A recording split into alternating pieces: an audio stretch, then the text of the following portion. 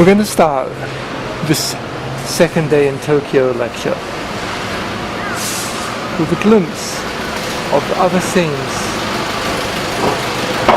from this mega city.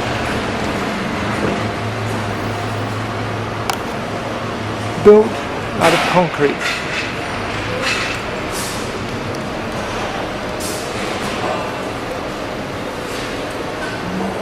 The city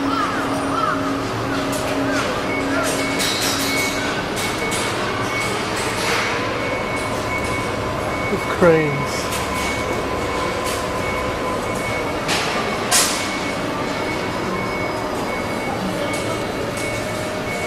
Tokyo sits on a major earthquake line.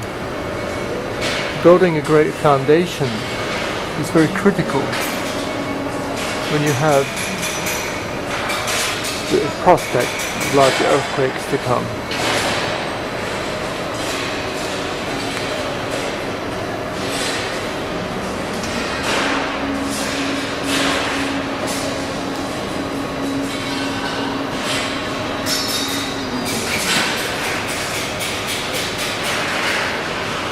As we enter,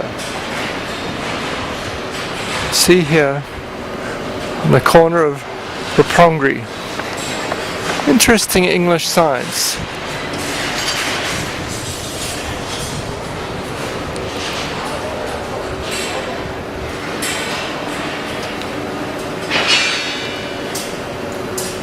The waste collection point is here. It's very clear, different colors. Make it easier. Clean up after your dogs and don't park your car.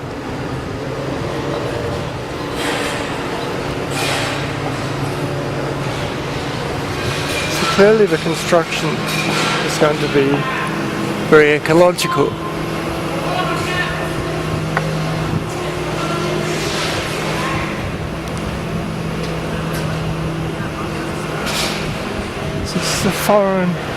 Many foreigners are living in this area.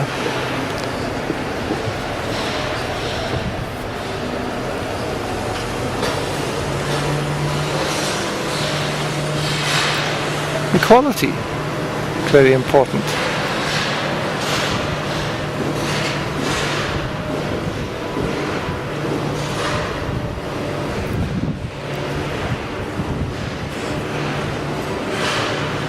Every square meter of space is very valuable. This corner, this area, very critical to construct.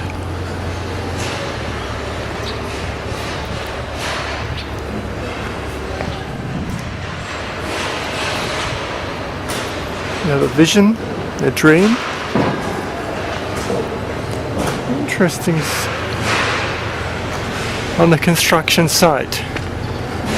It measures the sound by decibels. There's also smoking rules.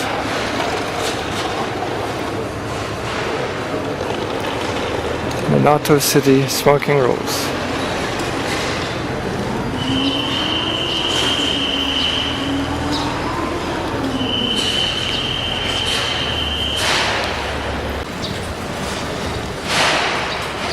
Bicycles are still useful. In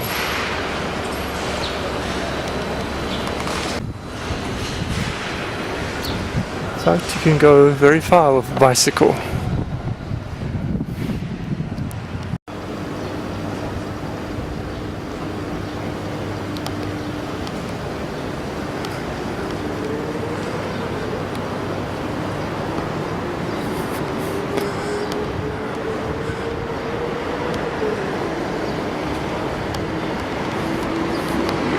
Tokyo underwent rapid change. In the past, small houses, and now just room for little cars.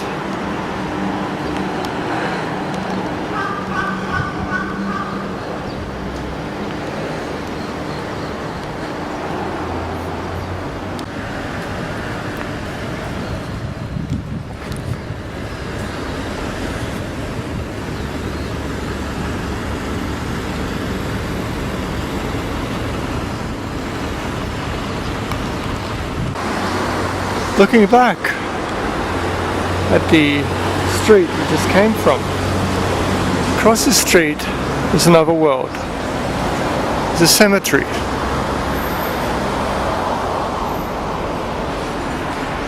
Oyama Cemetery.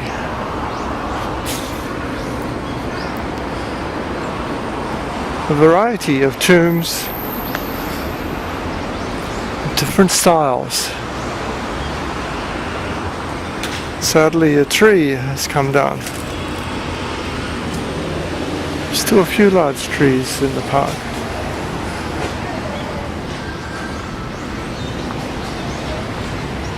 Traditional large family plots.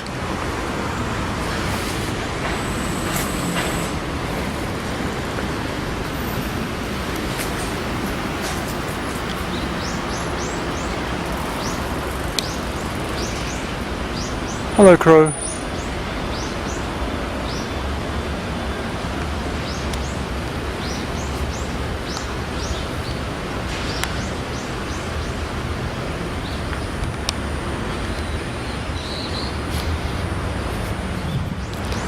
So this is the resting ground. Through time we can see different fashions.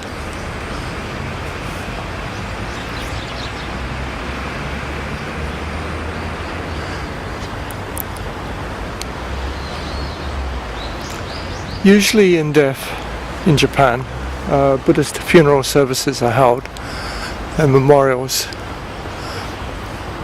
The bones are generally cremated, but not to powder. They leave some pieces, and the pieces are put on an urn, and this urn is put in the grave. So you can see this tradition being kept. Now you'll find here an interesting plot because it has clearly the Buddhist memorials, but also we see crosses for Christians.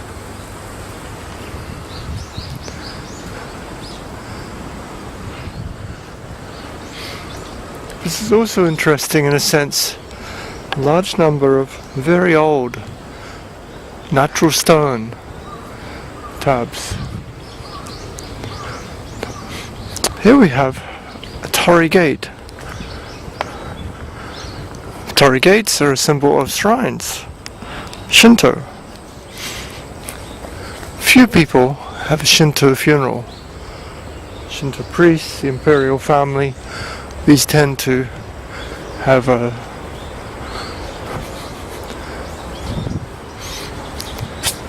There's also moss-covered memorial that's round. Brings us back to a different time.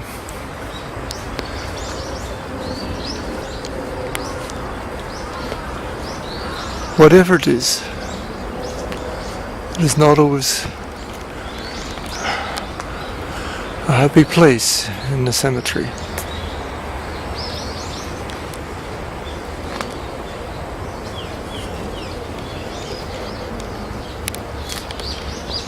So would you like the weeds to be growing, or must you have it perfectly cleared? Clearly some of these are old graves and the relatives may not be around to keep it tidy like this one.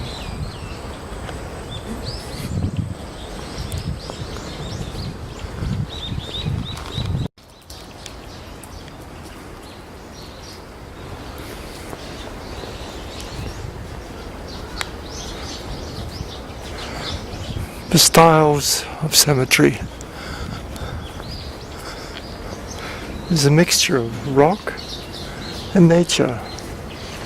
Now this one clearly is old and clearly loved natural things because there is a Japanese maple growing. It's very old. There are other trees. This really is an extensively natural grave. So you can see the fashions will change over time.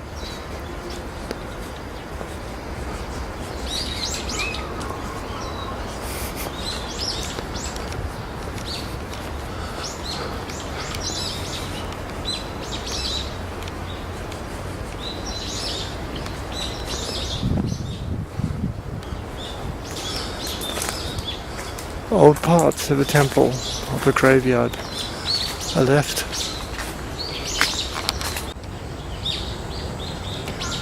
Important to have water and access to water.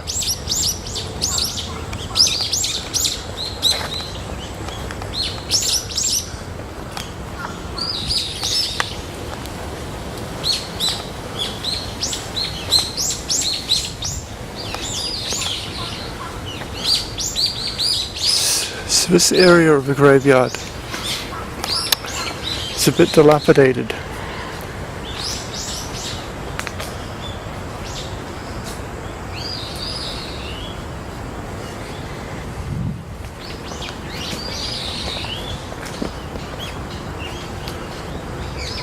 This is a very large shrine.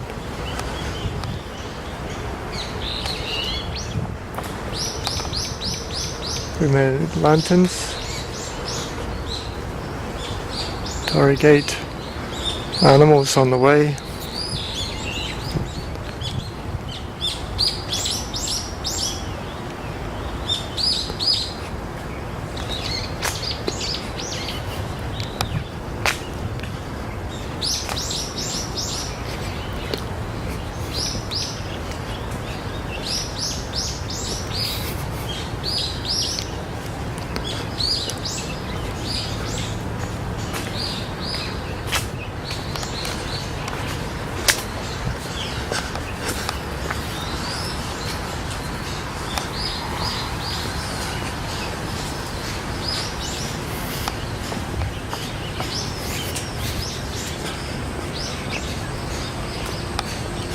Separation of rubbish here is traditional, burnable and non-burnable.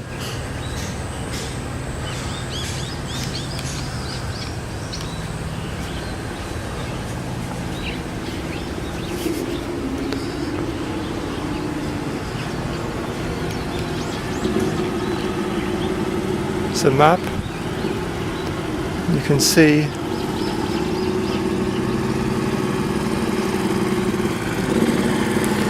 construction of the village for the dead. Can still be buried with the shortage of family plots. It means you can be buried in the concrete.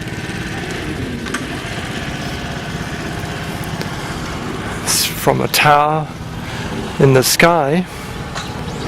You can go to the tower for the cremation.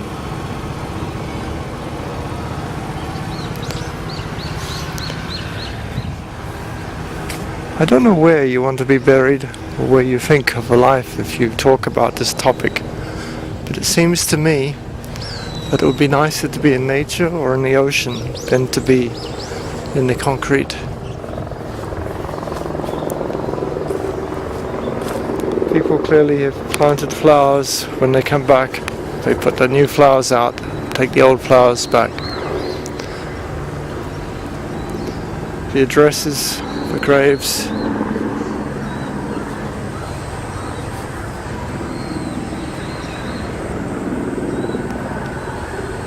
This is a very nice, large cemetery. What makes these weeds? What makes those flowers?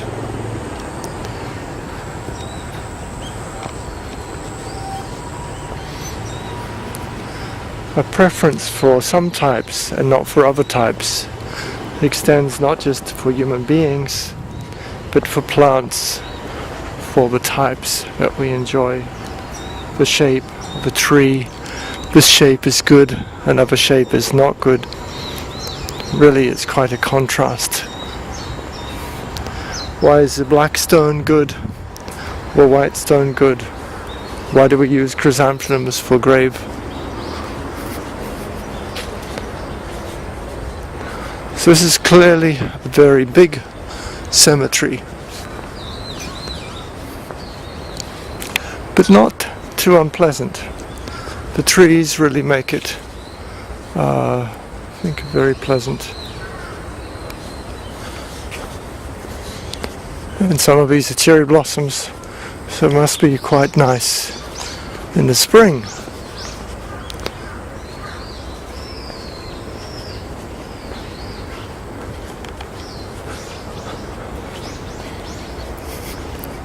So this is a tradition of autonomy and choice. You can have some degree of freedom. You can choose what plants, what stones, what type of grave.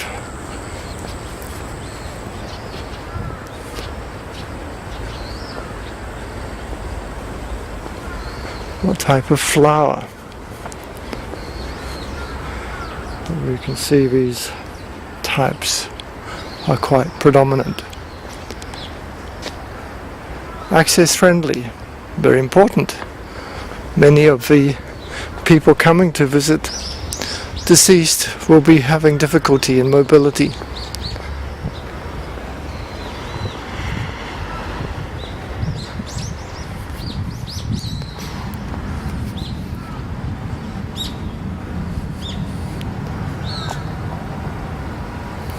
And at the end of the gardens, we still see an essence of nature. Some very large trees. It's a good place to walk your dog. And of course you can pay respects if you know somebody here.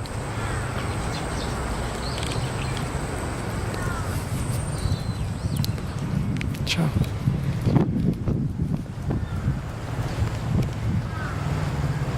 Tokyo Oyama Cemetery. That's where we are.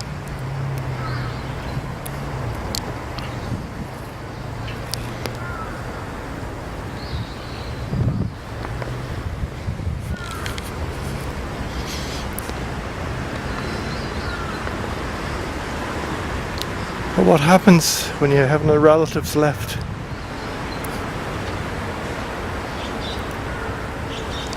And then these weeds will become ornaments and flowers in your memorial.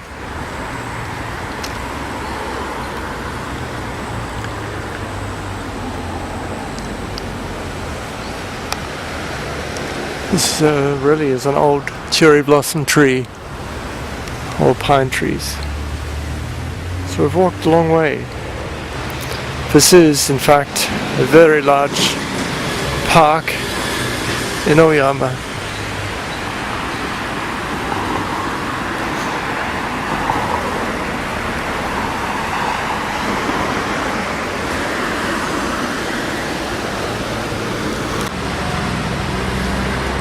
Keeping water to cleanse and keep it clean is another spiritual aspect.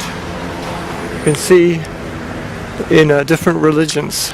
Remember, as we saw into worship for shrines, that you wash your hands. Christians baptize themselves. Muslims have to wash ablution before each prayer. The same is common. The same for washing and keeping the grave clean.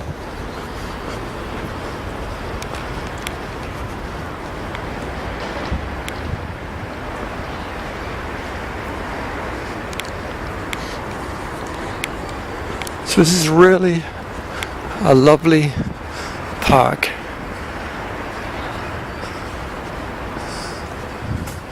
In the midst of all those crowded houses and buildings, new construction, people revere and they keep the graveyard. They don't use the land. They don't dig it up. It's not like the Paris and the catacombs where you dig up the grave. Here you kept.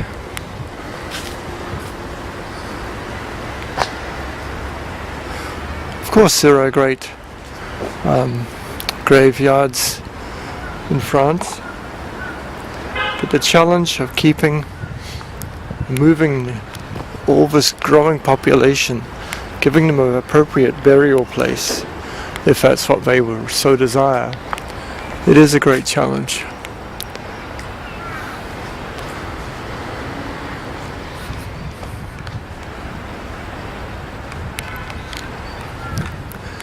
So if you come to Tokyo, you like something different, and you think you can only see buildings and concrete jungle,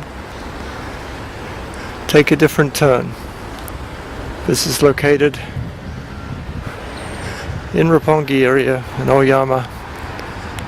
It's easily accessible.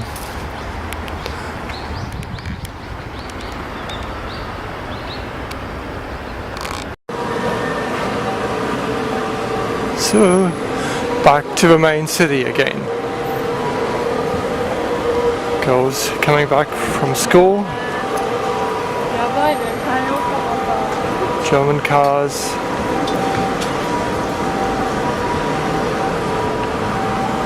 Post.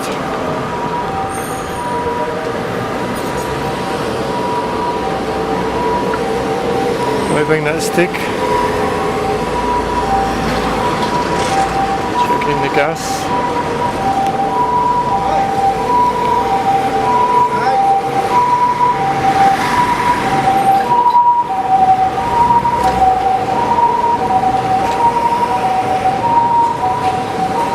$7-Eleven convenience store. Sand doesn't mean sand, it means sandwich, but it's abbreviated sand. All ages.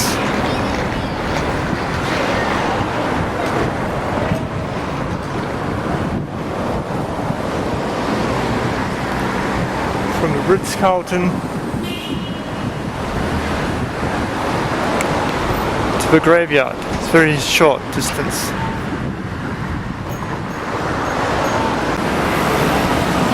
So the gas stand, the pumps are on the top. This may be unusual.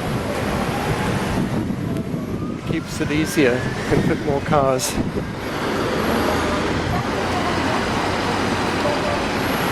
Start center.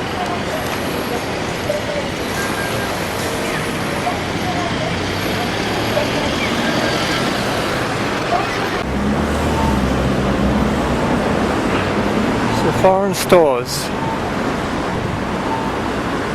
Roppongi is an expensive area. Mashiko wear. Girls' day. They have a girl child. Quality as possible.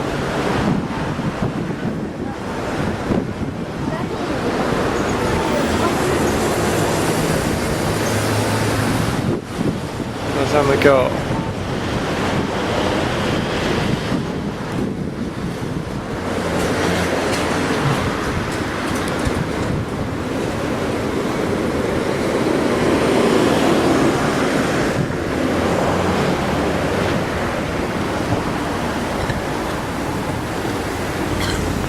Five minutes photograph.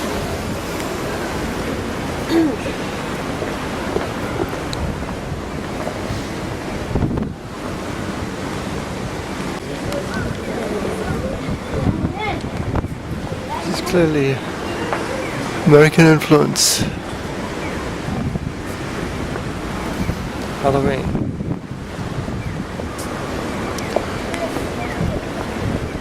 Not let these people fall over.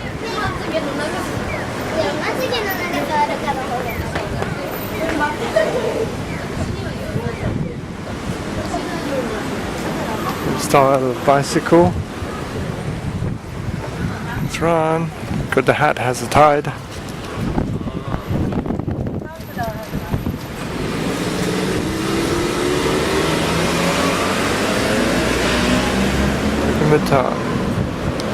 This is Seishu Shrine. It's relatively close to Oyama Cemetery. This is for the god of study.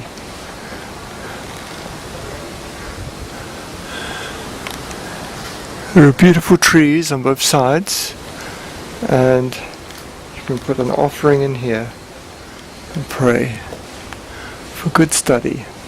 It is next to the main temple, which is over here.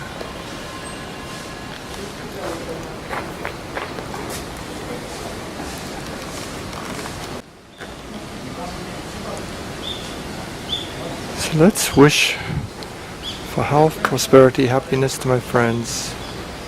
Everyone is safe.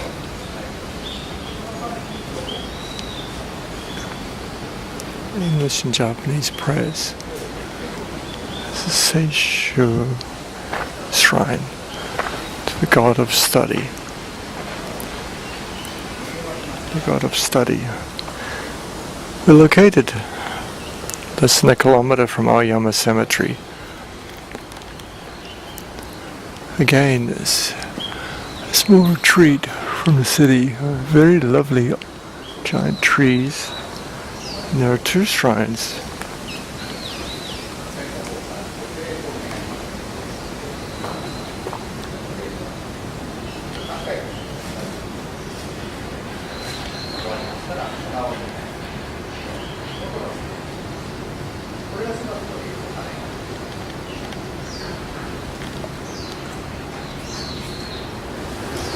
Blessing to Jinsukan. So this one is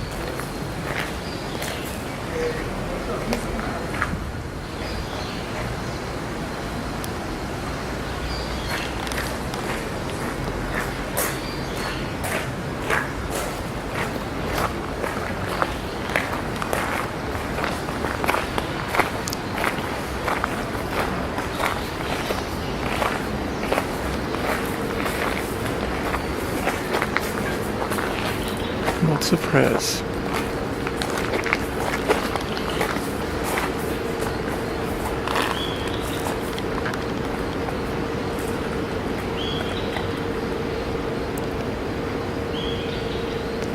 Throw 500 yen into the monetary bag.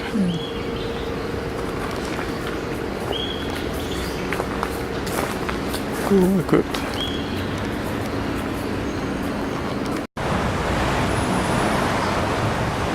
The former residence of General Nogi Marisuke. He committed ritual suicide on the death of the Meiji Emperor.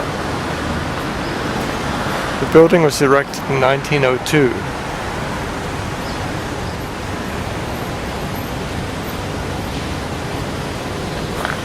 He lived here for 10 years. On September 13th, 1912, the day of Emperor Meiji's funeral, the couple committed ritual suicide in order to follow the emperor to the grave. Built in the style of the French Army headquarters buildings that so impressed Nogi during his student days in Germany. The stable is also over here.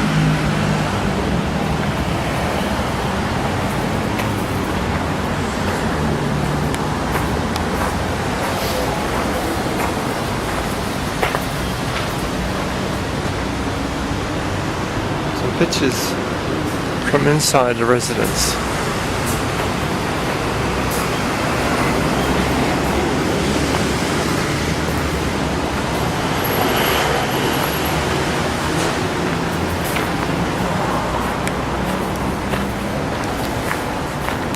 There residence is just above the shrine.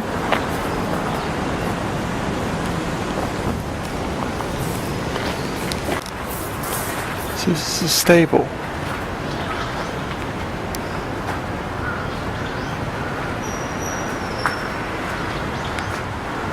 Brick on the outside, wooden on this side. Nogi is a military man involved in the Sino-Russian war. Clearly enjoyed, still keep horses.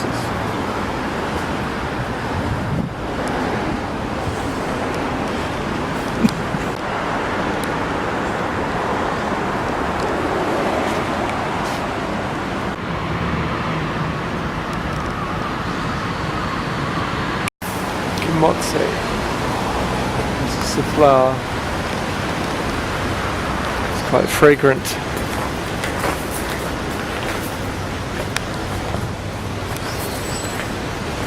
So we cannot go in the house, but you can see from the outside some parts.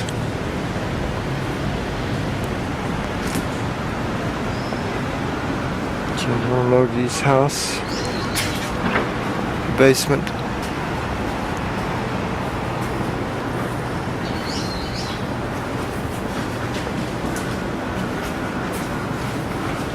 General Logi's room.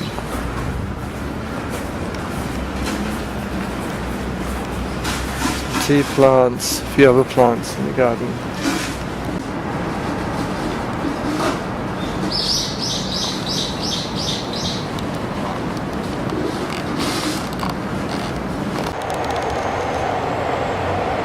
This is another hidden garden, the Meiji Kaikan. Kinkan, it is the place where the Meiji Constitution was signed, and there used to be restaurants here for the Meiji Emperor to entertain people. It's still in use today as a reception area.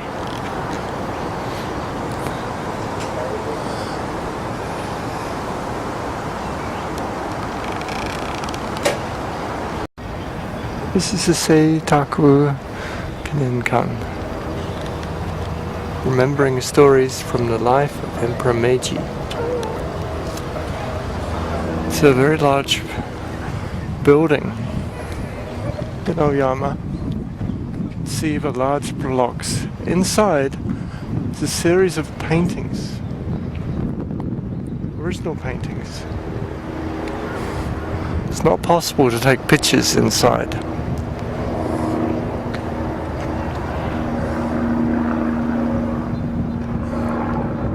People doing exercises to keep healthy in Japan. This is well worth a visit. Close to Shibuya Station, Ayome Chome Metro Station, the Meiji Memorial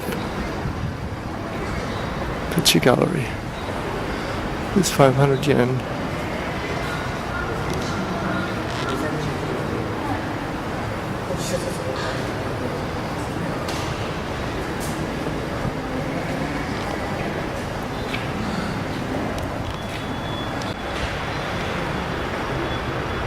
Flag of Japan.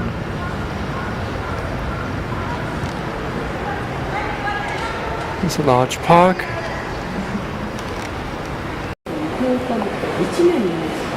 One of the important features of Tokyo is the metro. In recent times they've changed some of the cars for women's only.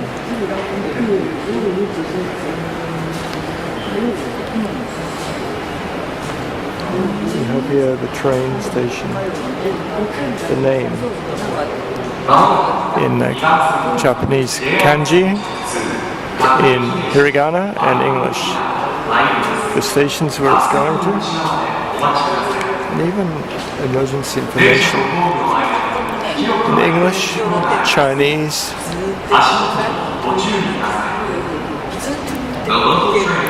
and Korean.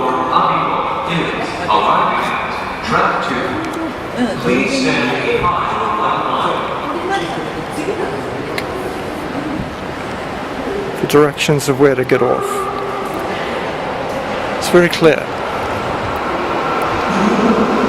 Train comes.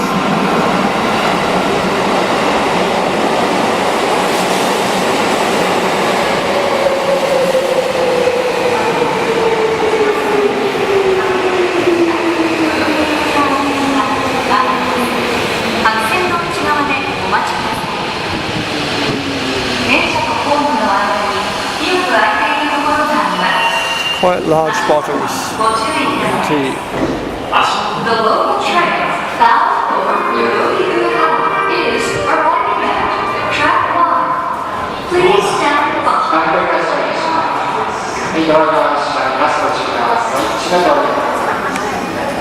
One of the features of the metro stations in Japan since the sarin gas attack in 1995 is the absence of rubbish bins. So no one can hide mysterious objects. So you have to take your own rubbish on and off outside of the metro lines. 1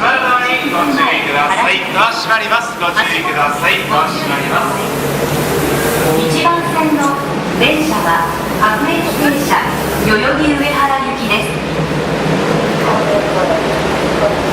It's a train.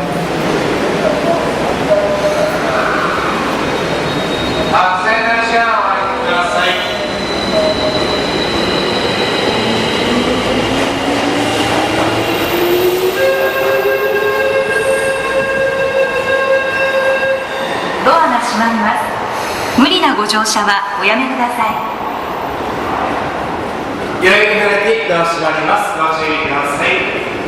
So it's a real human being doing the announcements.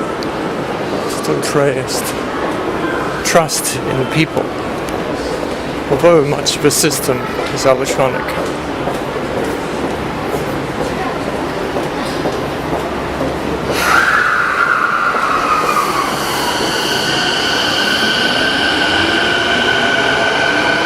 Commercials.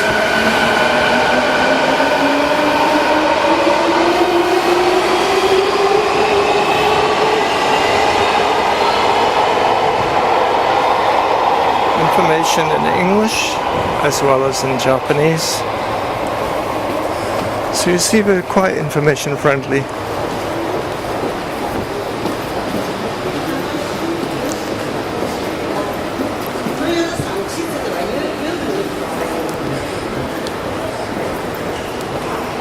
So there's a whole separate world. There are hundreds of metro stations in a city like Tokyo. People spend more of their life in the metro than they do walking around the streets on top.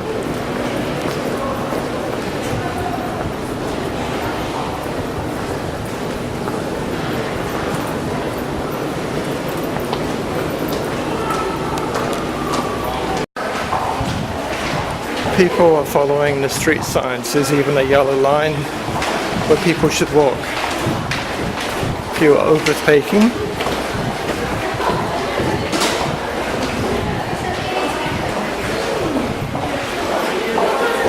having rules and order make it easier for everyone.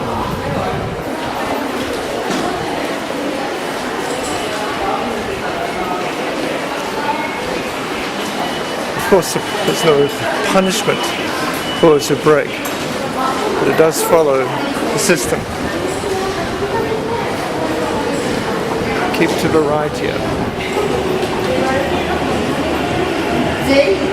Let's go down this side. If we want to go quickly, we can. If we don't want to, we can stay. People stay very organized. They're staying on the right side. People wait.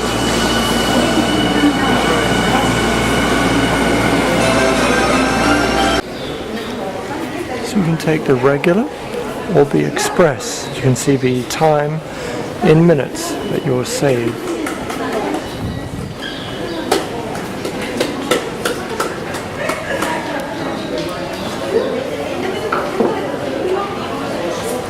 You Ikebukuro, going to go 14, but by the express at 10 minutes.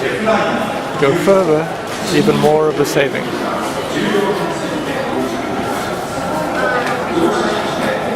Information on these different trains. Very organized. People are waiting in a line to get on the train.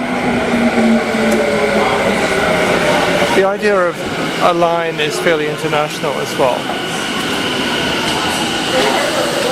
Modern metro trains have this safety curtain to stop people jumping on the track.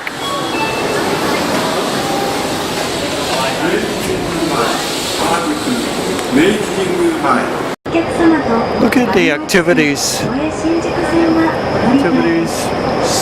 Sleeping, the telephone, a few in the old-fashioned real books.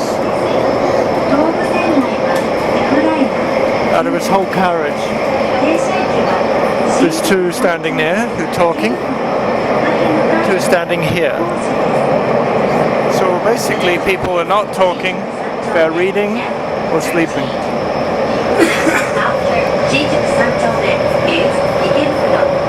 For stations 8.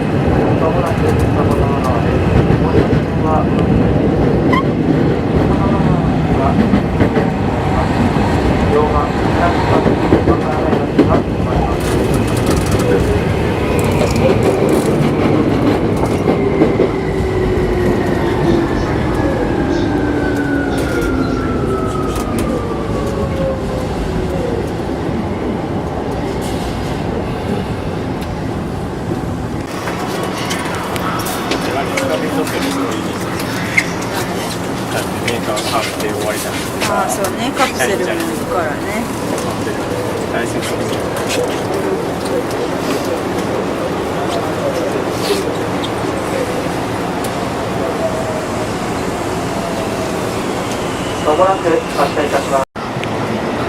As you could just see, some parts of Tokyo have rivers. That was the Tamagawa River.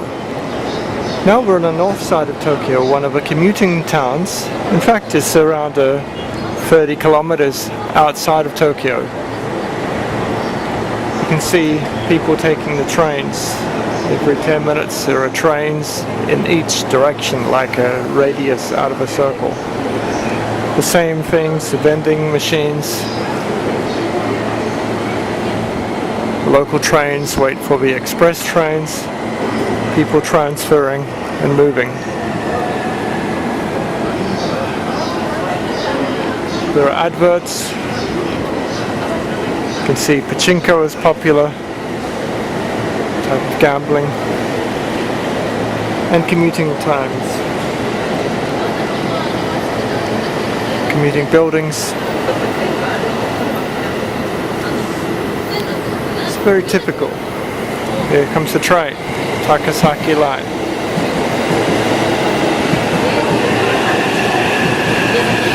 These are 15 carriage trains, quite long. A lot of people, if you can imagine the total. Could be several thousand in the train. So the commuting towns, small houses, you can see, and rice fields. Every available land is used to grow rice to try and make it self-sufficient in rice.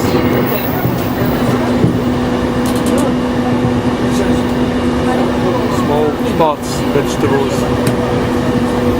This is October the 7th, 2017.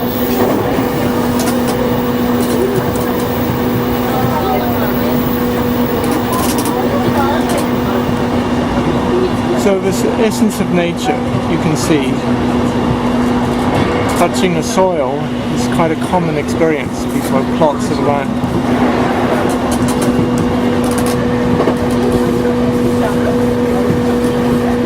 This is Saitama Prefecture, north of Tokyo.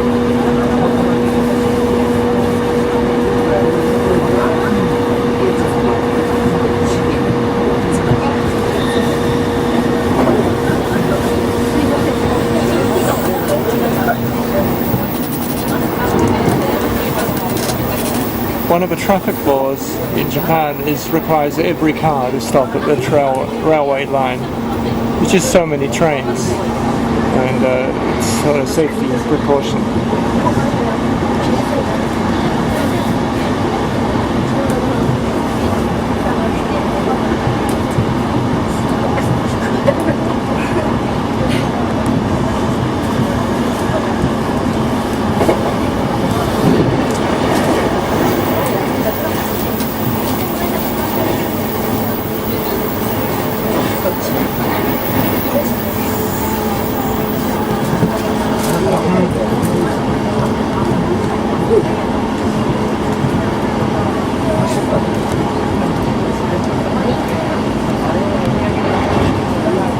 So each commuter town has its own train station.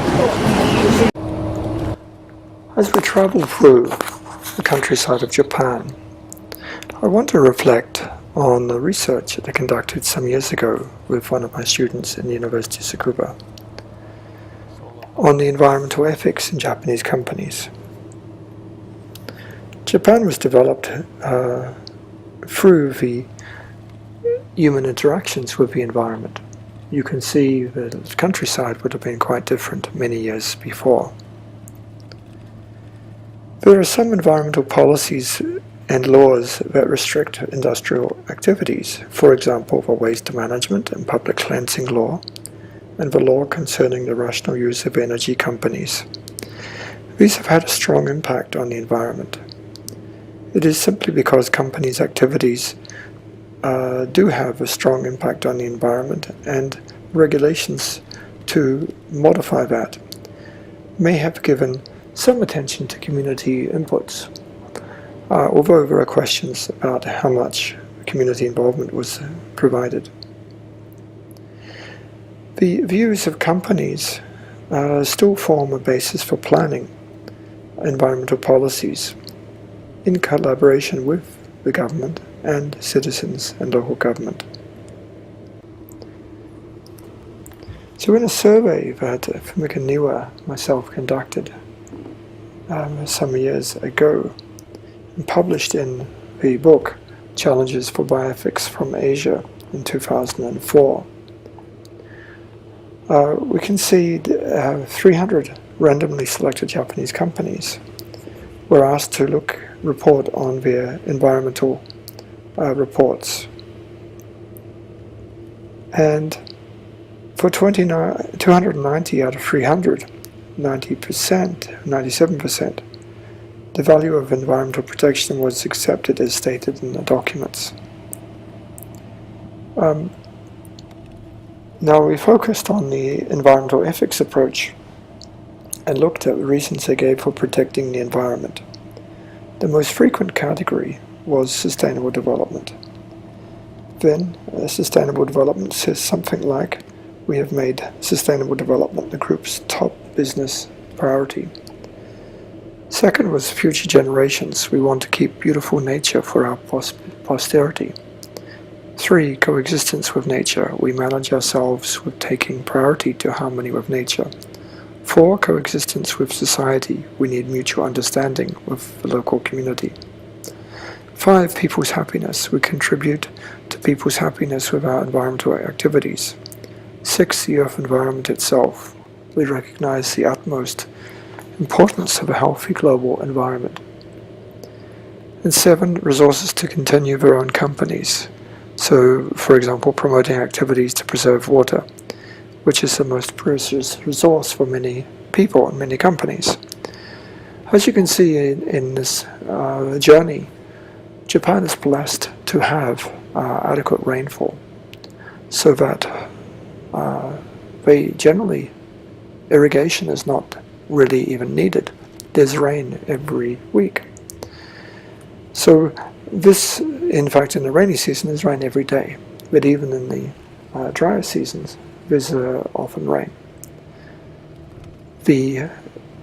Having 90% of the land initially covered with forest meant a lot of greenness, a lot of nature, good soil. Now about 60% of the country is still a mountain and forest area, although there are farmlands in some parts. So the Kanto plain, which we're traveling through on this road, is one of the largest areas of flatland where agriculture could occur. But it also has been one of the largest urban developments, leading to the city of Tokyo. So, as we've seen, there are various towns for commuting outside of Tokyo, feeding into this vast metropolis. Roads, overhead roads, multiple stories are necessary because just so many cars coming in, even though millions of people travel each day using the train system. There are still people coming in by bus and by train. So we can see some of the features of an industrialized society. So in this environmental ethics of companies, we have to see motivations. Now, some of the companies also partake of environmental activities. So this might include, in our survey, 39% said social responsibility, 19% social service, 19% for survival, 11% appears to just take it for granted, and 7% of the activities, reasons were to be trusted. 1% said they're sorry about mistakes made. So these are some of the reasons that companies enacted programs. So although we saw many houses, these large buildings that we can see are largely companies. Companies, factories, they provide employment, and they of course provide a lot of export earnings.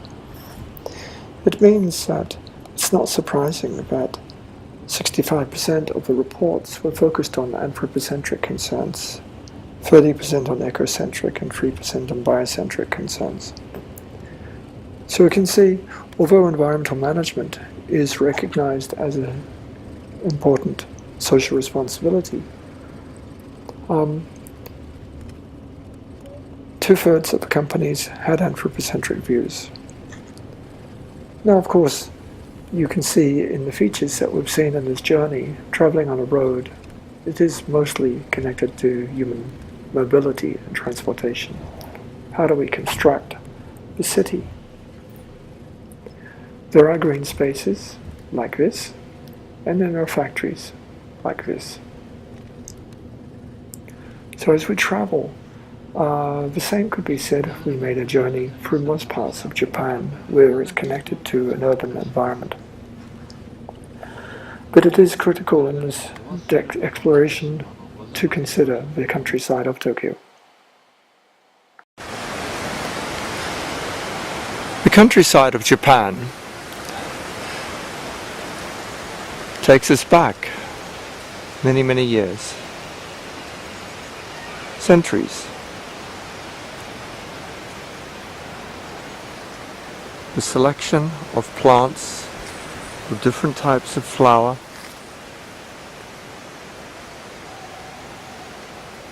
of gardens, of birds,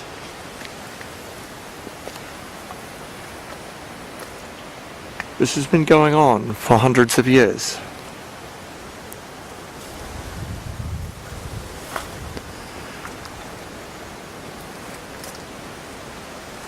But some things are new. Electricity itself is something which is new. But the centralized grid that brings electricity to the houses is being changed. We see small but important sites of solar cells. Solar energy is being embraced.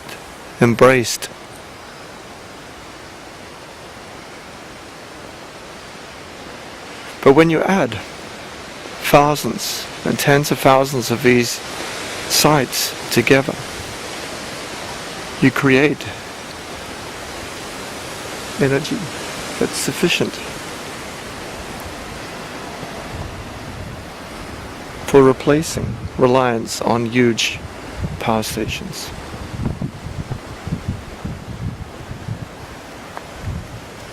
So these gathering the electricity, providing a system for independence, energy security,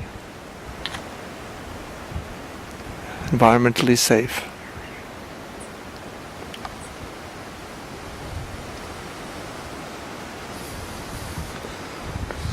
So at one stage we have a countryside houses, traditional houses.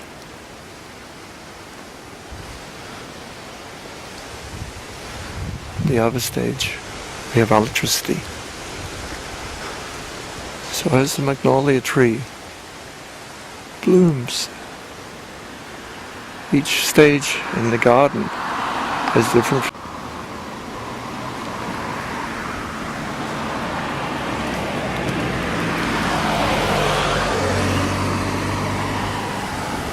These cars all have yellow number plates. It means the engine is 660 cc's or less. This has also revolutionized the energy consumption, and that's been the same for 30 years or more.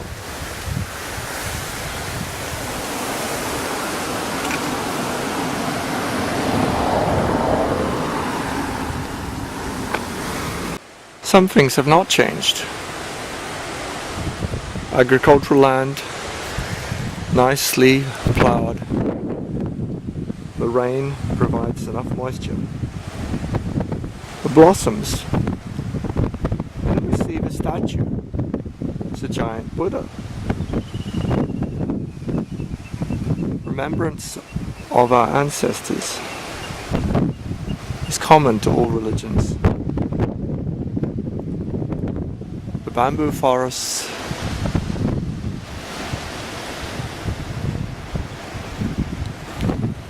so the countryside roads provide interesting scenery and contrasts. So this statue of Buddha is actually the tallest in the world. Inside is many stories of memorials. You can put your ashes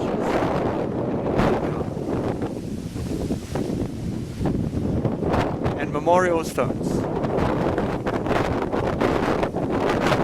It certainly has to be strong, surviving.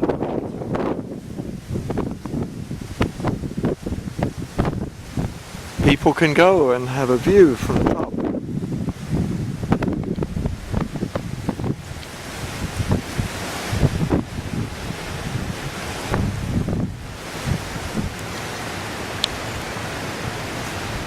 And you can see from the space in the car park, many people may come. Mourners, funerals, and people pay a retainer fee amongst the prey.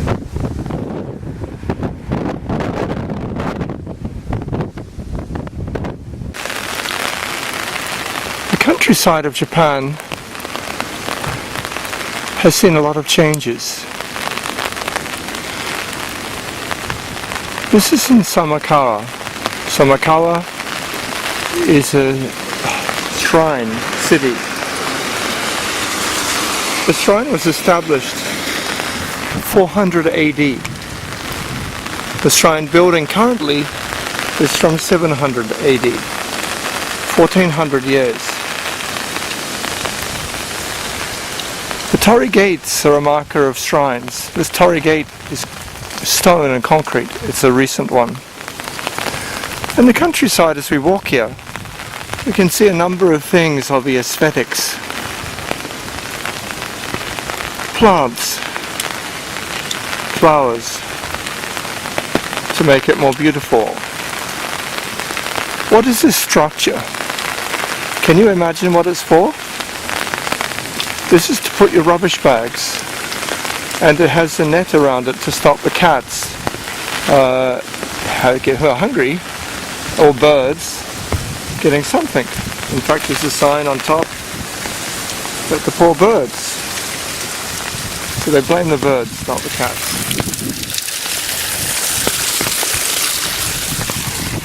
Japan fortunately has a lot of rain. It keeps it green. These drains are now manicured and concrete. So we walk towards this shrine, Samakawa Shrine. We can see some interesting aesthetics.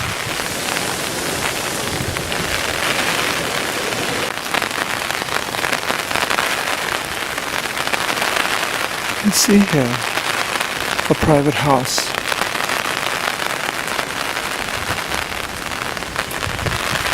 Traditional garden.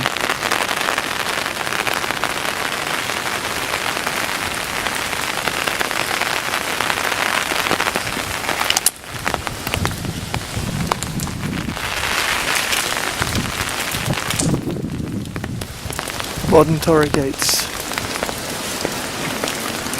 Being south of Tokyo, this interesting place has also pine trees. Evidence of solar power for water. Bits, parts of the life in Japan that still is tied to a seasonality of flowers and remnants of sakura, cherry blossom, still here. So each season has a flower. The seasonality is critical. It also makes it beautiful. The main shrine, main shrine gate. Well, it's a bit of a storm.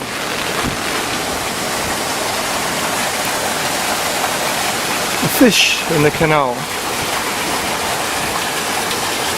Trees, the fountain, the archway, and the torii gate. These mark the signs that we're entering the holy ground. What is amazing to me is the fact that there's been a shrine here for 1600 or 1700 years. Why was this place chosen to be holy? And why was it continued for so many periods and epochs of time?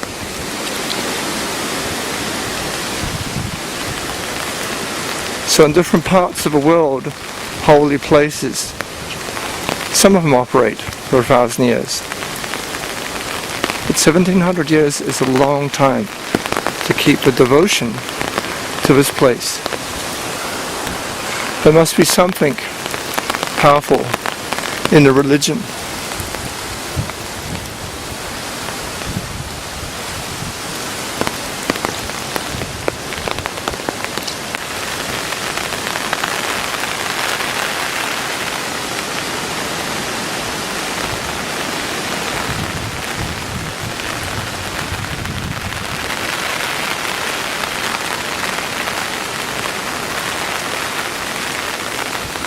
It's traditional in each shrine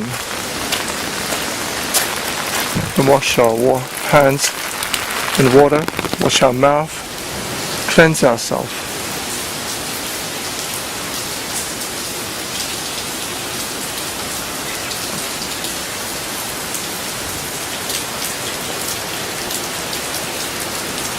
Donations and prayers. Many, many prayers hanging in the rain. People pray to get better, to get wiser, to be healthy, all the things that we hope for.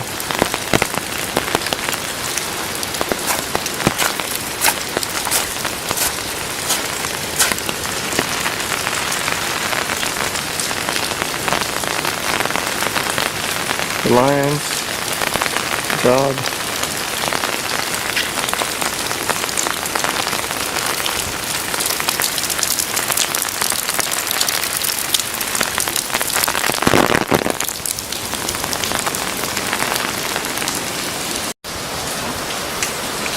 Beautiful smell of wood in the shrine.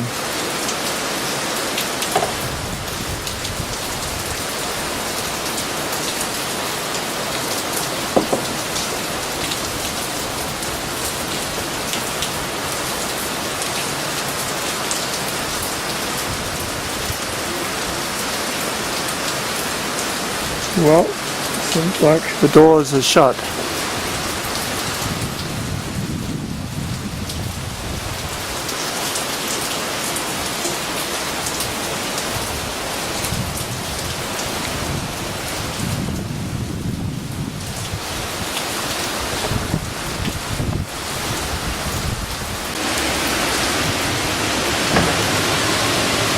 Intricate carving is a feature. Construction.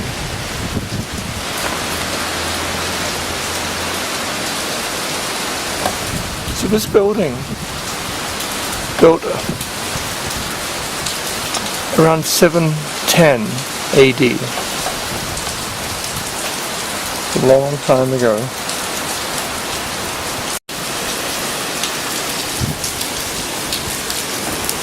We can make a wish in many ways. But here we have wishes.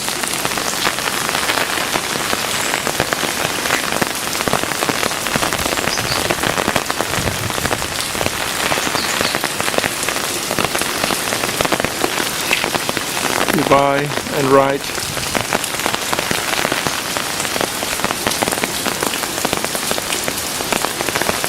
So let's pray that their wishes come true.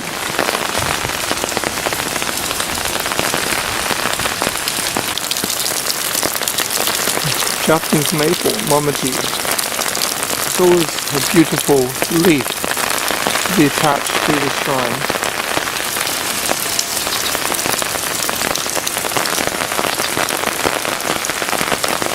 Certainly has plenty of water today.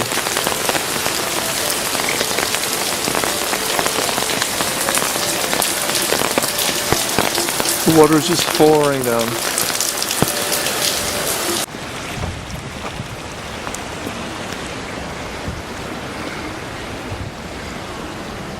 The founding executive director saw the steel on the other side.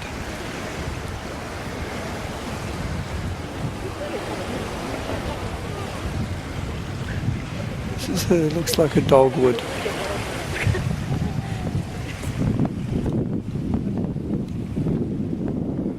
Next to the traditional building, European building. There is an ultra-modern building.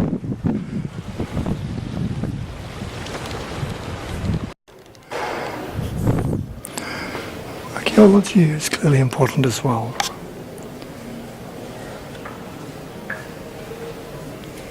You can see different designs. The edges of buildings have many patterns.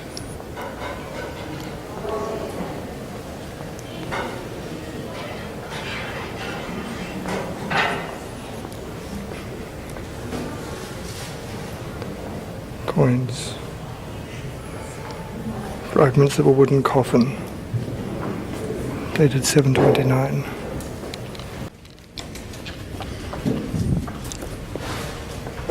From coffin period. Earthenware.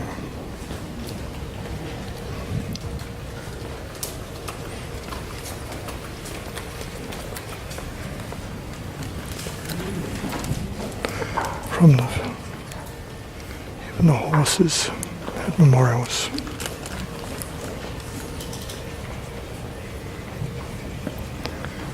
Horse harnesses, saddle ornaments, stirrups, saddle.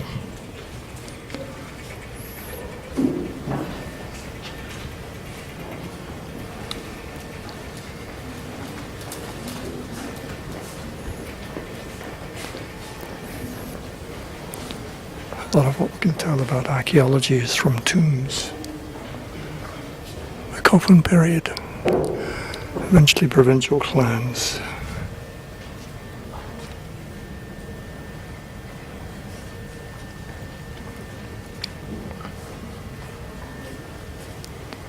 Armor.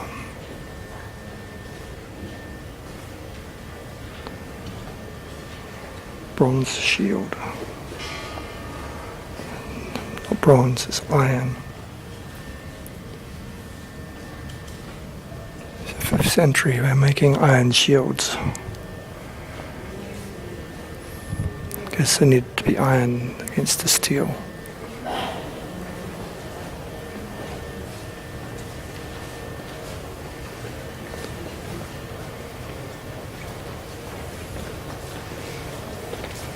And 4th century.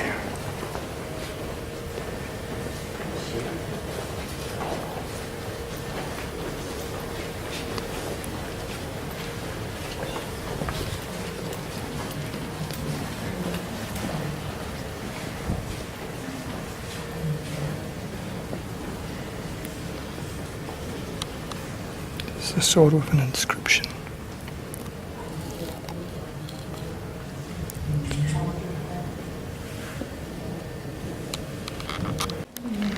Bronze mirrors, domestic mirrors, they would be shined.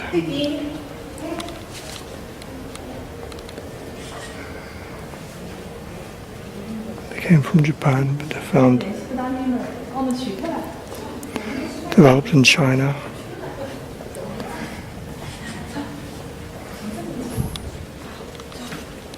Pots.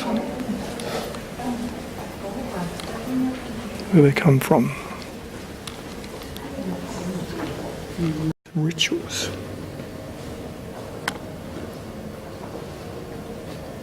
So Mount Miwayama. There's different rituals, different objects are excavated.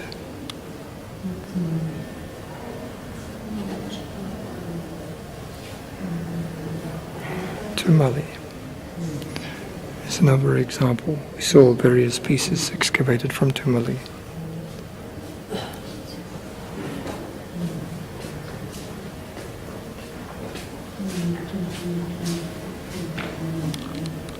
The Coffin period is the Yayoi period.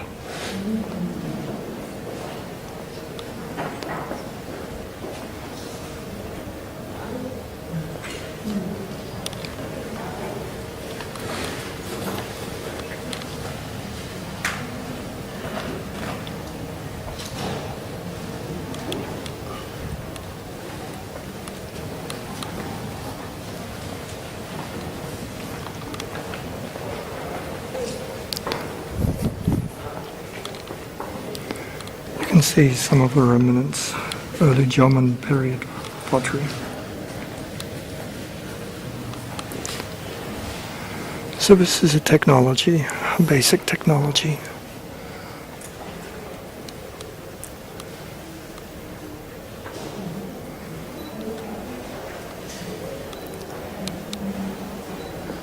The Paleolithic period, still some remnants.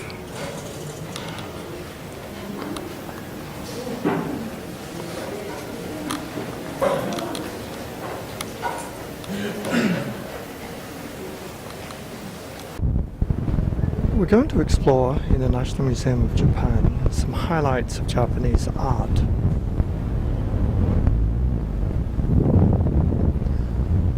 So we'll see the history of Japanese art from prehistory to the end of the Edo period, 1868, when the Meiji period started.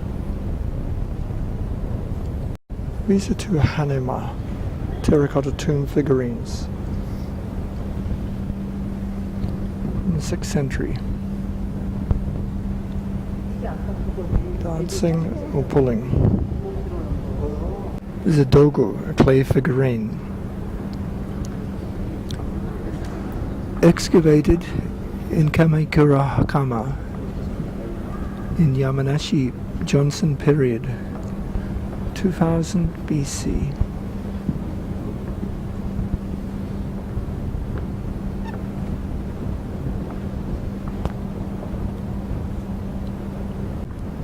So this wildcat face is expressing some kind of gesture or behavior.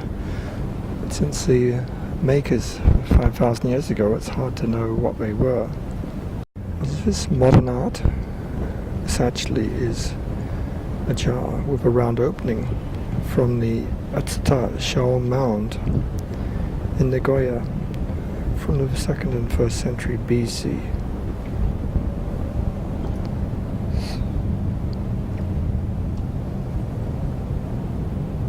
It's made for rituals.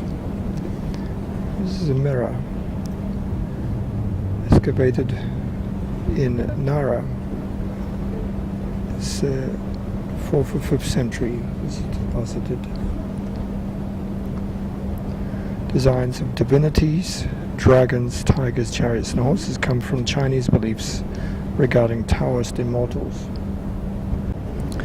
A visored helmet excavated in Fukui from a Tamilus in the Coffin period, 5th century BC.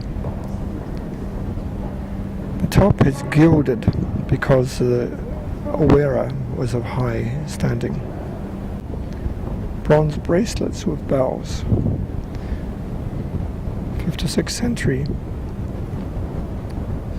The 12 bells were enhancing again the standing.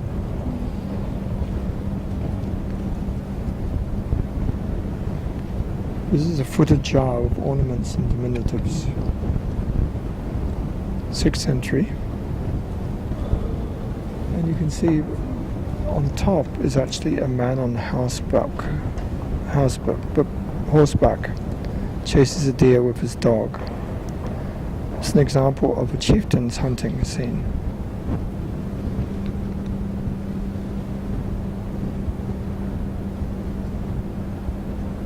This is a large haniwa.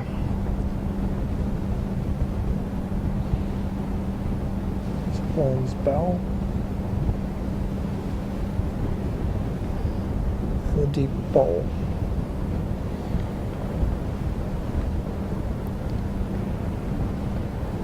It's around 3,000 years old. This bowl.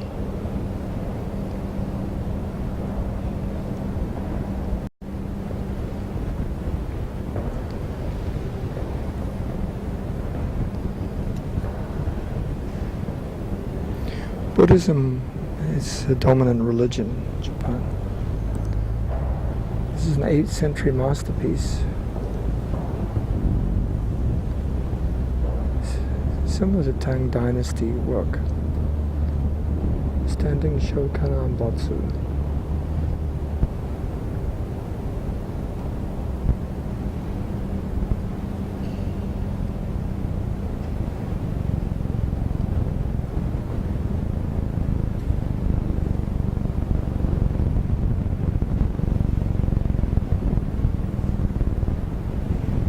This is a 7th century standing Bodhisattva.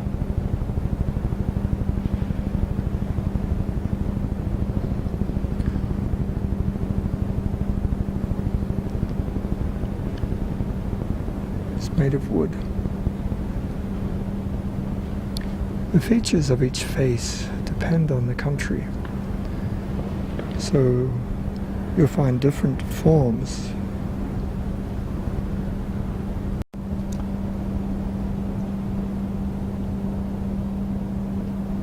This paper scroll is dated 740 AD. So not only were you having pots and pottery and statues, but a written language. This was clearly important for the development of culture and development of ideas. This is an 8th century sutra.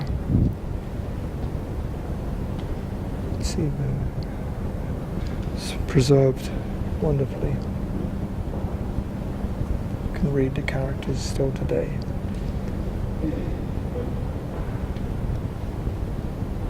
This is an 8th century segment of the annotated Roga Kal, the Lakavatara Sutra. The fact that this became a work of art means people must have appreciated it. Many could read it. Literacy is an advanced trait of the civilization.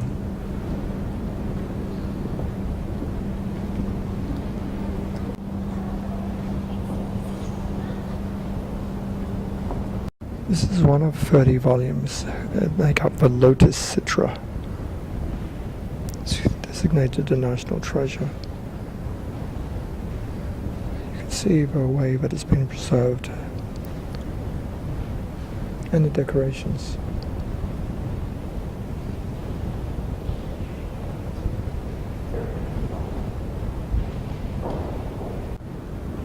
Religions inspired art, 14th century, the Kamakura period. So religions inspired art, 14th century Kamakura period. You can tell a number of things. The descent of Amitabha with divine attendance. So how do you welcome a dying believer into the Pure Land?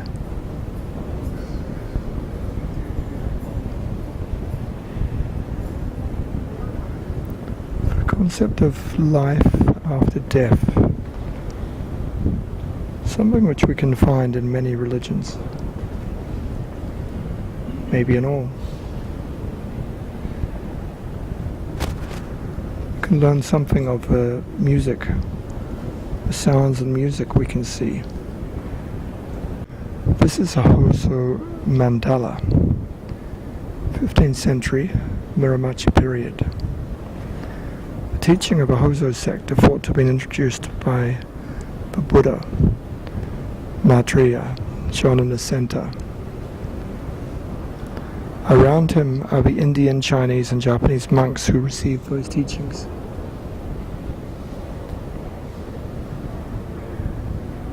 So ethnic diversity in religion.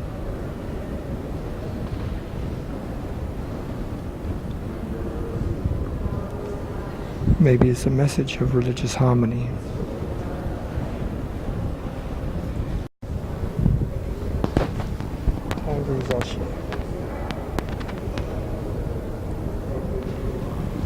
We can see in a Tangu Zoshi scenes of life.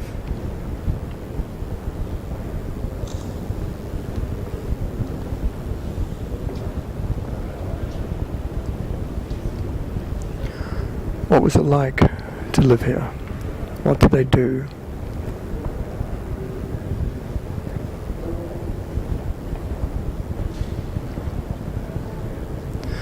So this could be the representation of bioethics, of relationships.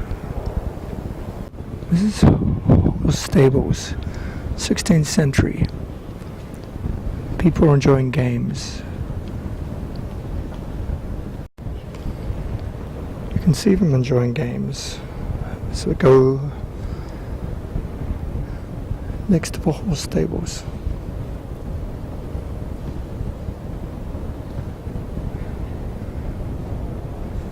What's the reason they have a depiction of birds in nature in the stables? People are enjoying themselves.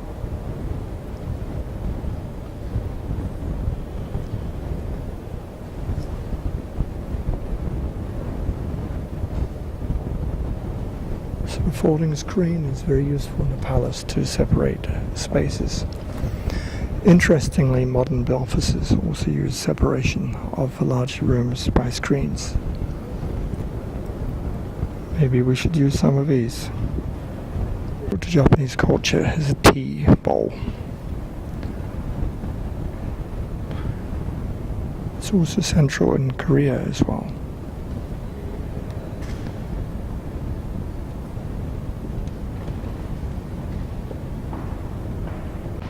Japan is famous for samurai and for warriors. It was critical to the survival of the culture.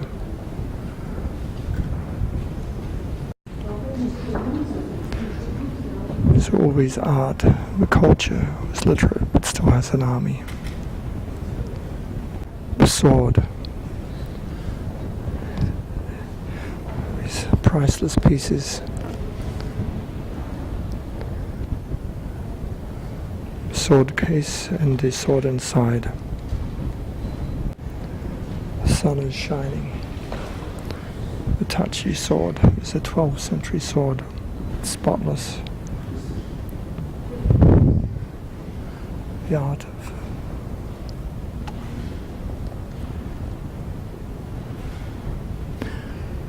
so it was a great art of tempering steel to make a sword. Ornamental as well as functional. So the sword can actually be a national treasure. 13th century sword. How do you decide?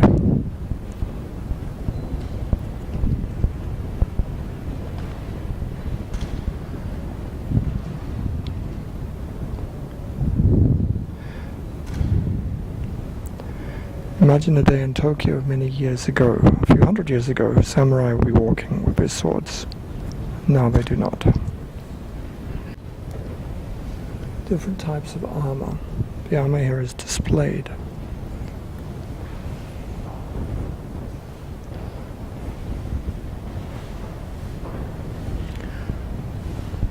So clearly it's beautiful, but also functional. Soku type armor.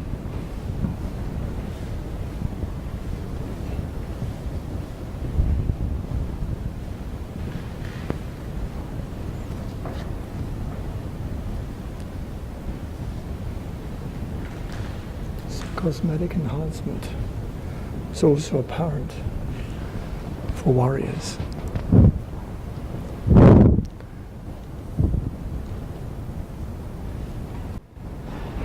Another important art is that of a bow and arrow.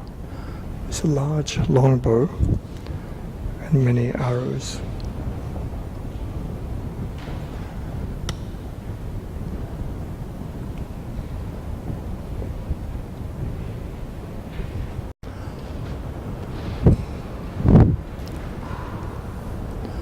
The screens all tell a story.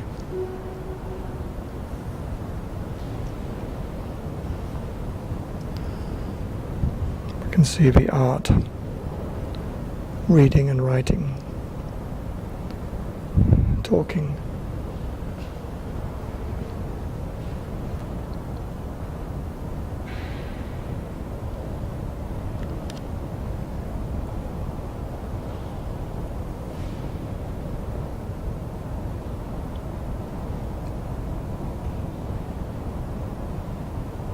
So this art takes us back to the culture.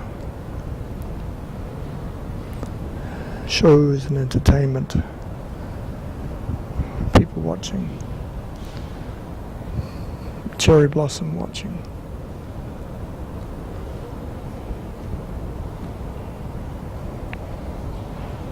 This actually is a theatre. Kabuki theatre. Kimono is another famous aspect of Japanese art.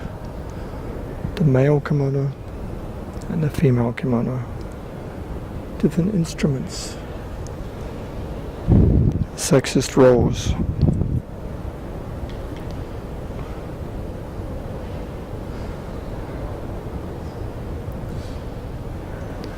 This is a high-ranking court's gown. In the 19th century, you can see so many layers of silk.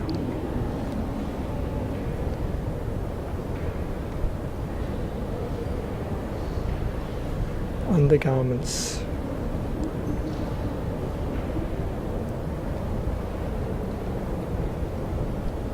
Lacquerware.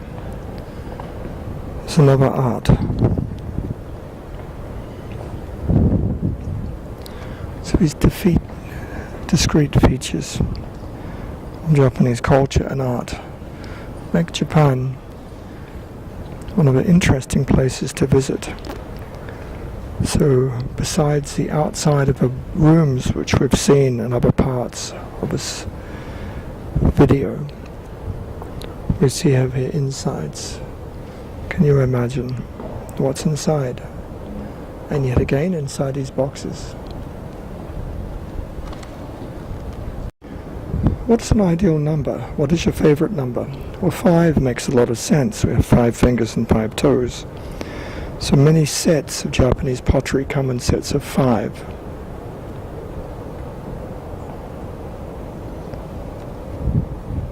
So in this illustration from 1794, we can see a warrior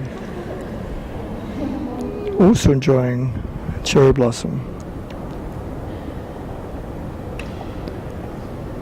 It's actually a scene from a poem from Seizai Wakashu. The poem comes from the 12th century, the end of Heian period. So a famous scene, it will be depicted as a painting. And one of the most famous books in Japan is The Tale of Genji. This is a scroll that illustrates some scenes from the Tale of Genji.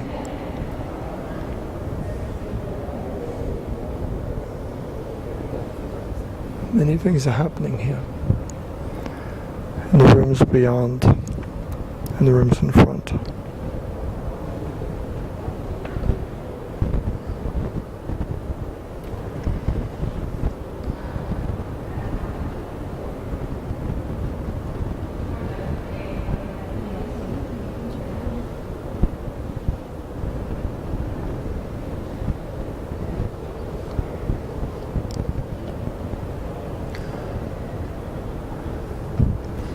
So many scenes from the Tale of Genji illustrated here.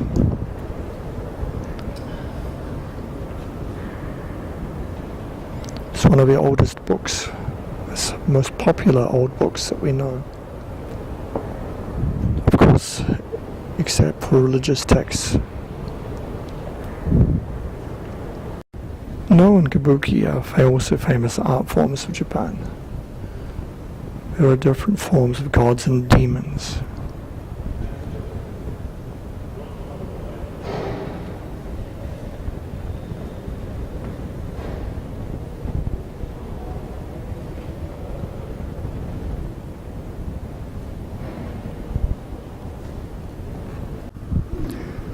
There's a no mask.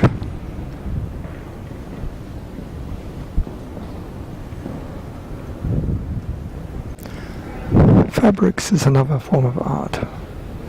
Cloths were used for wrapping presents. Fukusa. When you took a gift, you'd wrap it in a cloth.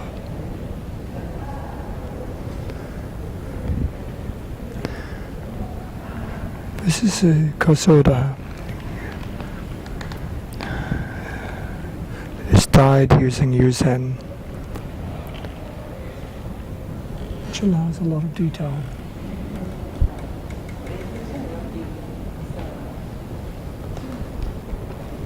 Let's see.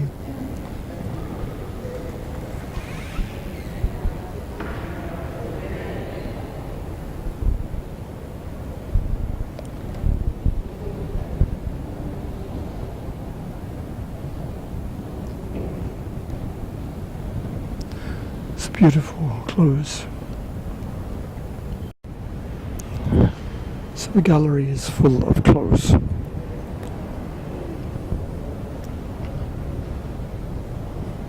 Providing insights. So technology has many forms.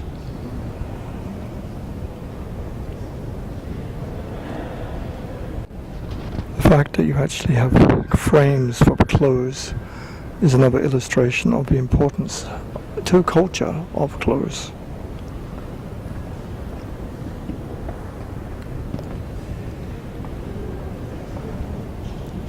It's an outer garment.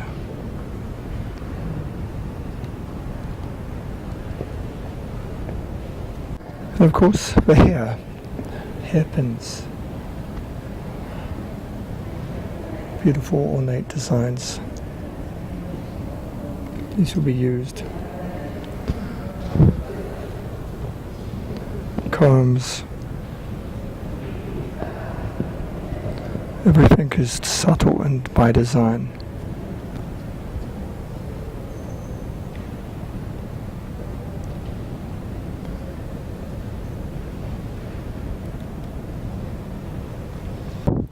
Japanese culture is also intrinsically linked to the art of the garden. So this is in the garden of the National Museum.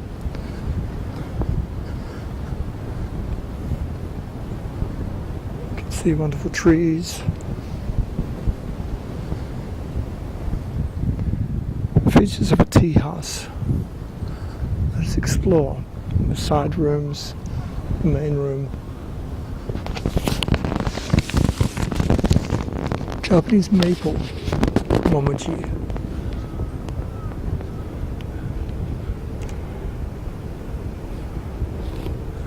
Matsu, a pine tree.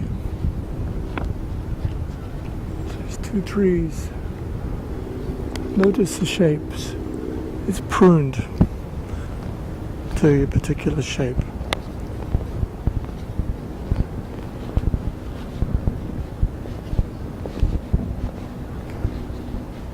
This is a stele to recognize the accomplishments of Machida Hisanari, the first director of Tokyo National Museum. He was born in 1838. He visited the British museums and fulfilled the ambition of creating a foundation for a museum in Japan, being inspired by European-style museums.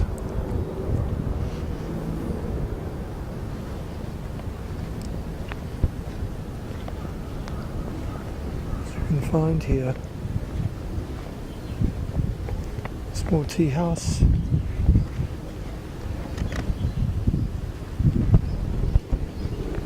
Water is always an essential part of a garden as well. So there are several tea houses in the gardens.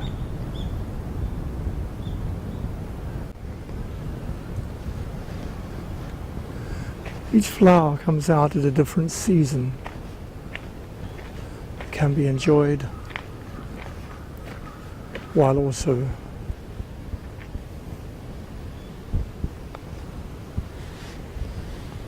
enjoying tea and enjoying the view.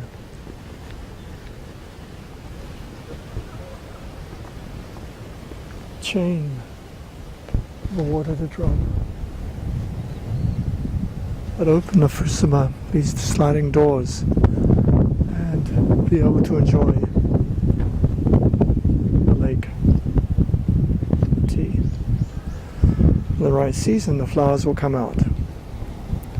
Rocks, part of nature, but intrinsically moved to bring space. Weeping cherry blossom. The season is over.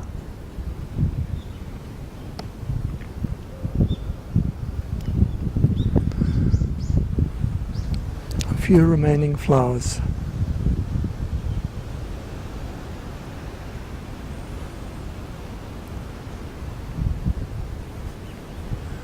There are also smells.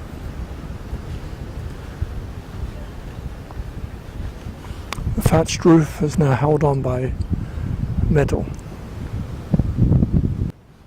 So quietly sitting in the forest, you can enjoy the tea. Water is critical, of course,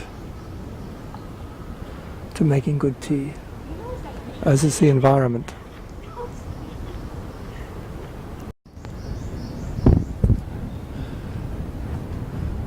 Flowers are clearly important in every culture.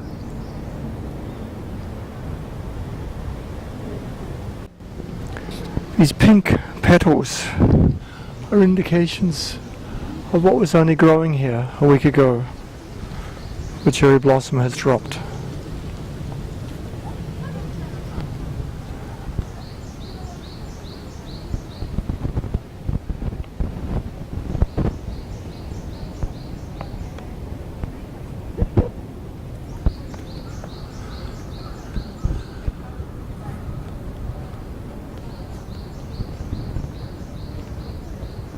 The sliding doors mean it can open up, but you can then be in the garden by sitting under the cover.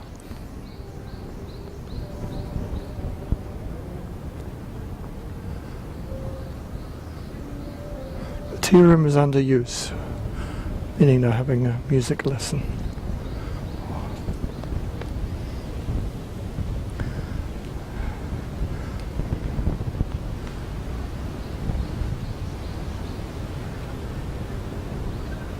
Coloured leaves. It's a Kujo-kan. It was part of a Kujo family residence that lived in the Kyoto Imperial Palace.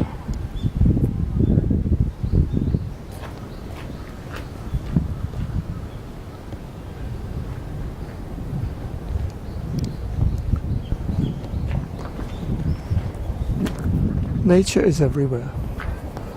And the different colors and layers of the trees highlight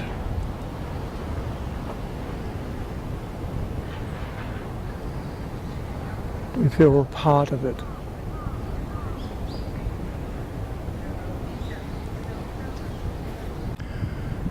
So we can go into the rooms.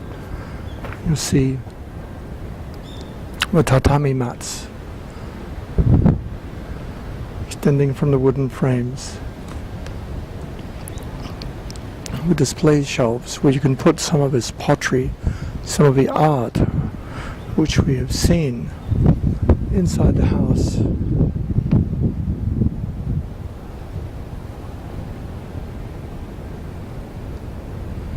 These sliding doors go up and down, providing some weather protection. So this is the art of being in nature while being protected. And you can see remains of another type of flowering cherry blossom. It's past its peak, but so beautiful. A weeping cherry. Imagine sitting down there.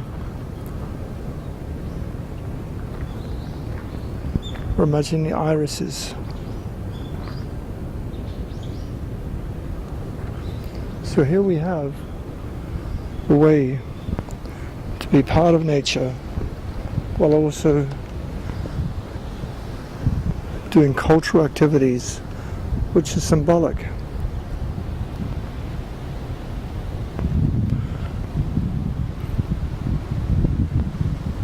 So when we say enjoy the day in Japan and the ethos of Japan, you can see all these elements together: the art, the nature, the climate, the water, the birds.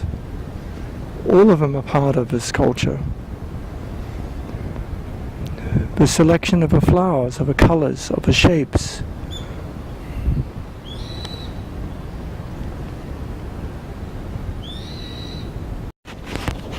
The petals that provided beauty are now lost. Trees will live yet another year, hopefully. These giant cherry blossoms, hundreds of years old, providing a part of nature.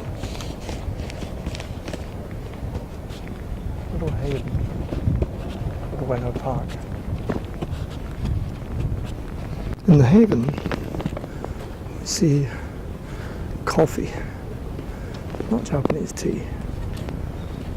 It's mandalization. dogs, ice cream. Fusion of culture is also seen in this fusion of this azalea. Some pink, some red, mixed together, but then shaped in the round.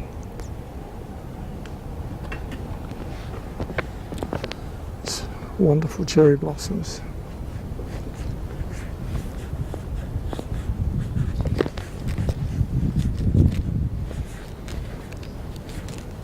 What sort of cherries will they be? You can enjoy the garden, the trees, the colours. So being part of nature is a critical aspect of Japanese culture. And we saw that also in the pictures in the museum, the pottery, the sculptures, and the art.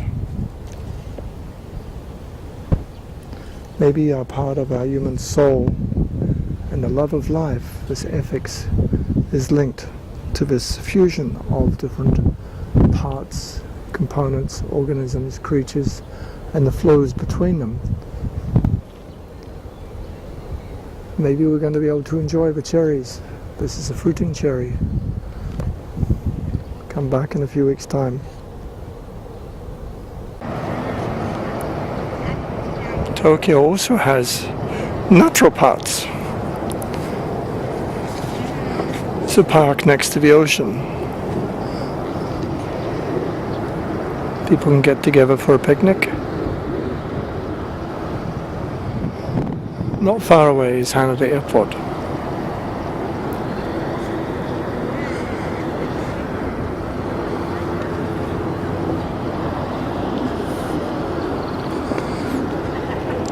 So these spaces in this love of nature continues. Looks like the remains of a fruit. I think it's a plum. Maybe there's another blossom here, which may be an apple.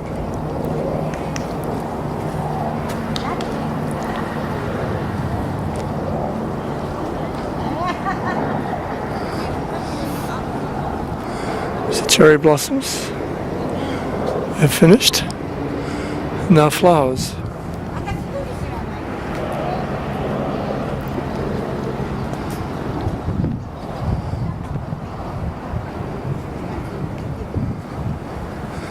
Tokyo Seaside Park is a place for people to come, get some fresh air and see the sea. Although it's modern, some parts have remnants of temples, ancient Japan.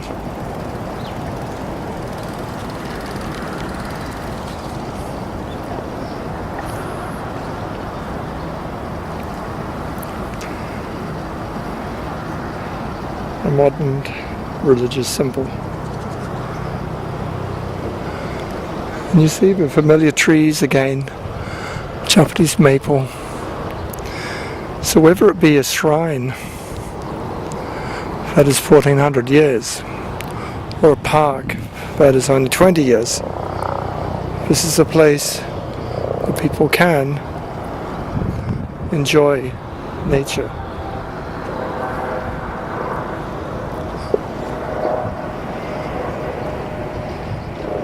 Get a view of the ocean.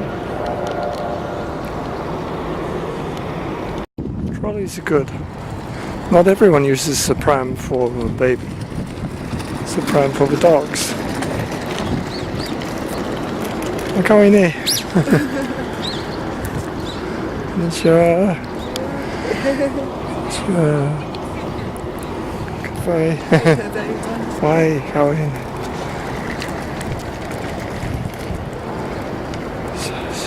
Lady. So this is a replacement for the child of puppies instead.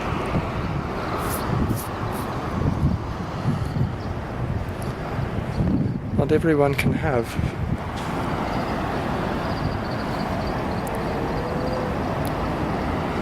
Sairike Park Station.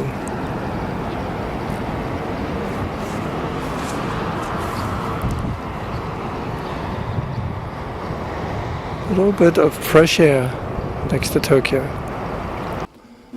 So in these displays, we also see a very interesting cultural transformation, changing waterfront of Kasai. So in the early Edo to Showa periods, Kasai was a peaceful fishing village with hundreds of clam boats bobbing offshore and beaches lined with reed mats for drying seaweed. Thanks to the rich harvest of seafood, people prospered in this serene coastal settlement. Kasai's beach was also a perfect place for recreation, including shell gathering in the spring, bathing in the summer, and goby fishing in the fall, as well as a unique style of sports known as sudate. The waterfront was a focal point for the local community, offering pleasure and prosperity for all seasons. So in a sense, fishermen were in harmony with the sea, but put stick links, bamboo and branches known as hibi in the shallow seabed in order to cultivate edible type of seaweed called lava. Attracted by the lava, goby fish inhabited around the hibi. This also protected the eggs they laid in the sand. This is a good example of how Kasai's fishermen achieved a perfect balance with the environment. Kasai lava was a taste of Edo. It was celebrated for producing abundant quantities of a high-quality lava known as Asakusa nori during the Edo period, 1603 to 1867. And this was a contemporary delicacy in Japan. Now, sudate is the act of catching fish in shallow water. It takes advantage of the fish in the shallow water instinctively start swimming away from the shore when the tide begins to ebb. Screens of woven bamboo raised in the shallow water diverted into a quarry into a maze from which there is no escape. Fishermen would row out and wait for the tide to ebb and wade out in the maze to catch the fish. Now the problem was, in the Showa era, Tokyo Bay was transformed. You can see here the embankment, a large embankment. So this separated the sea and the people, and the increasing amount of pollution in Tokyo Bay decimated the local fish population. In 1917, a typhoon whipped up a flood tide that killed 200 people in Kasai. Then the Typhoon Catherine, 1947, Typhoon Kitty. So it was decided to enlarge the embankment. So then the embankment becomes like this, split from the sea. And finally, local fishery ended in 1965. Then Kasai lost its fishing and became a junkyard like this. So in 1972, it was decided to have a land reclamation project to try and bring back the land into this park. So you can see the different maps. The picture of a map here in 1972, in 1976, 1982, and 1992. And this structure, this observatory, was built in 1995. So now you have this park as a place for picnics and recreation, and people can live. And also birds. The other side here pictures some of the natural fauna and flora of Kasai. You can see some of the birds and the flowers. So this is a view looking out. Real art there. You can see people enjoying nature.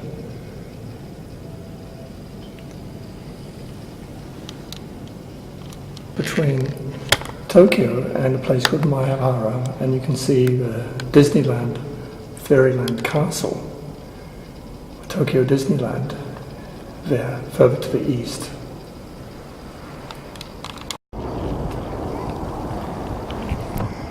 So many types of birds.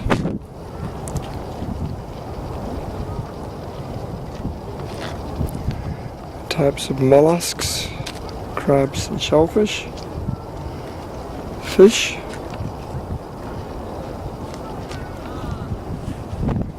growing here.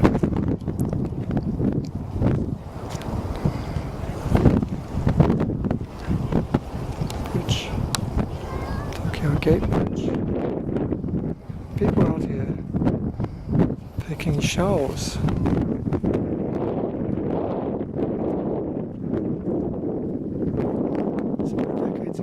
So polluted. The laws on pollution now allowing people to take the shells.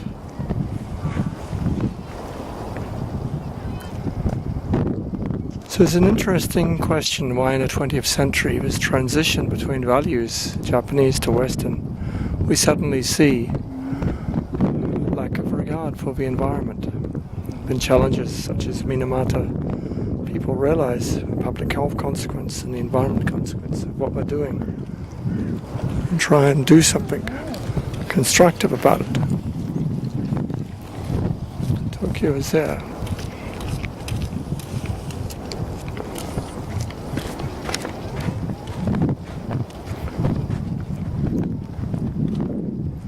There are still remnants of litter, plastics in the ocean.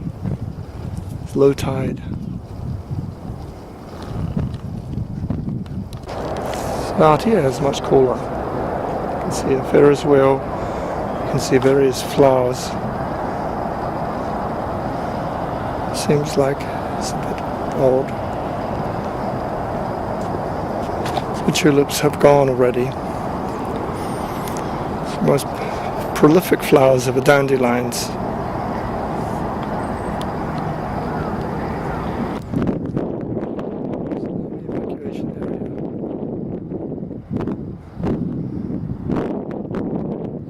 People to get on higher ground.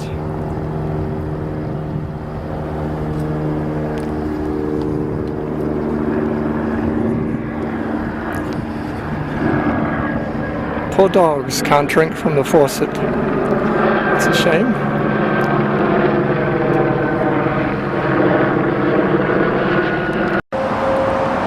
This may be a forgotten place, but this is under Nihonbashi.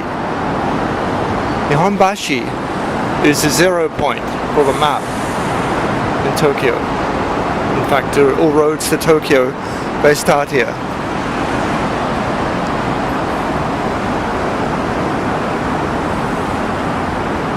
Unfortunately, Nihonbashi is hidden by modern bridges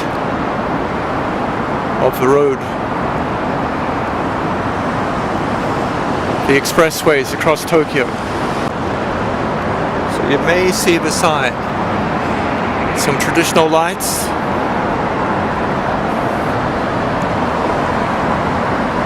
In the modern city. This morning, sunrise is about to come. But we can see here what must have been very majestic in the past. Over the river, now hidden by an expressway that takes it over the river. People on their way to work.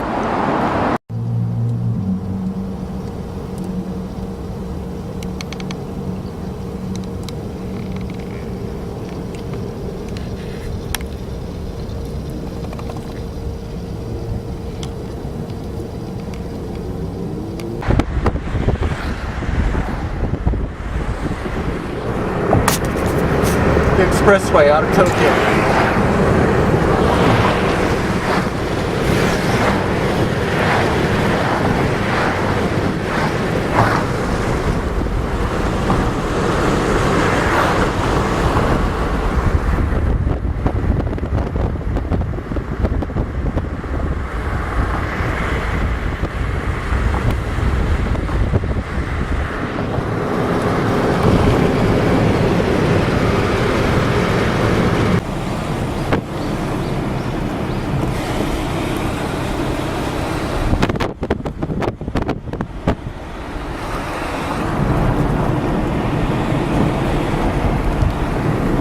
The bamboo forest still growing next to the airport.